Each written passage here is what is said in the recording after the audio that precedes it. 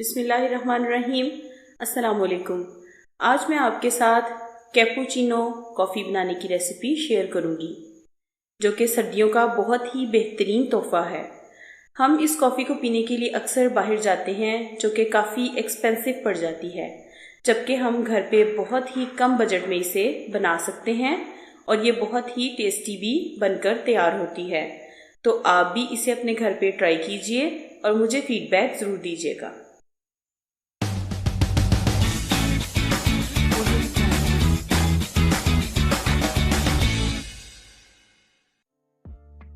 Coffee बनाने के लिए मैंने यहाँ पर सबसे पहले 1/4 कप कॉफ़ी का लिया है। कॉफ़ी आप किसी भी अच्छी कंपनी की ले सकते हैं। उसके बाद यहाँ पे हम चीनी ऐड करेंगे, जो कि मैंने 1/3 कप ले लिया है।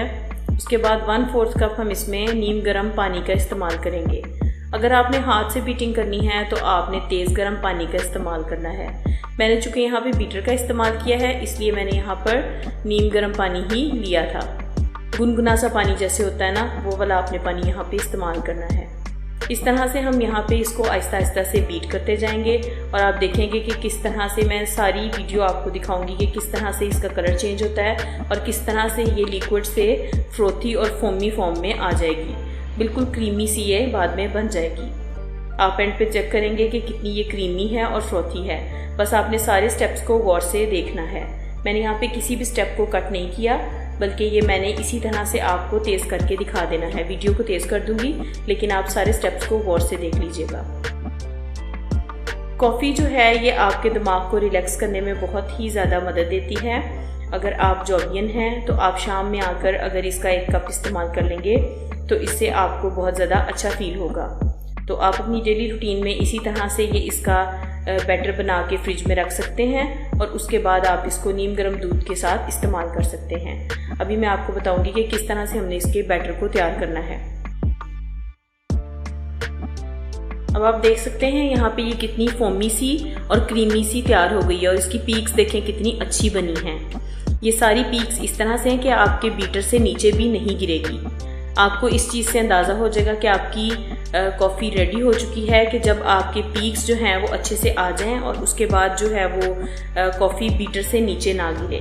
अच्छा, मेरे पास यहाँ पे एक एयर टाइट जार था, इसके अंदर मैंने इसको तैयार कर लेने के बाद शिफ्ट कर दिया है। इसको आप 1 हफ्ते के लिए अपनी फ्रिज में भी सेव करके रख सकते हैं और उसके बाद जब आपका दिल करे आप इसको इस्तेमाल कर सकते हैं। दूसरी तरफ मैंने एक पैन ले लिया है और उस पैन में मैंने थोड़ा सा 1-1.5 कप दूध जो है वो डाल के गर्म कर लिया है। दूध को आपने बॉयल नहीं करना। जब भी आपने कॉफ़ी के लिए दूध यूज़ करना है आपने उसे बॉयल नहीं करना, बस आपने उसको हल्का सा गर्म करना है बॉइलिंग टेम्परेचर तक। गर्म करने के बाद हमने सबसे पहले 1 कप ले लेना है।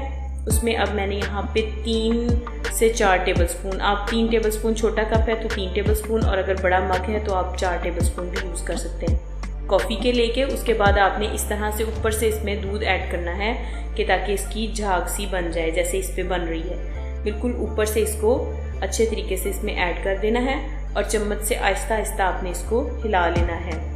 हिलाने के बाद देखें कितनी अच्छी सी कॉफ़ी हमारी बनके तैयार हो चुकी है।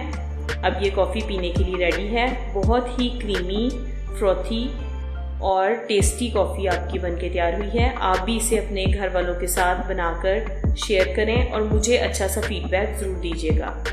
तो अगर आपको मेरी वीडियो अच्छी लगे तो इसे लाइक और शेयर ज़रूर करें और अगर आप मेरे चैनल पे नए हैं तो प्लीज़ इसे सब्सक्राइब भी कर लें और साथ लगे बेल का बटन दबाना ना भूला करें। इससे मेरी नई आने वाली वीडियो आपको सबसे पहले देखने में मिल जाएगी। अगली वीडियो तक के लिए अपना ख्याल रखिएगा। अल्लाह हाफिज़।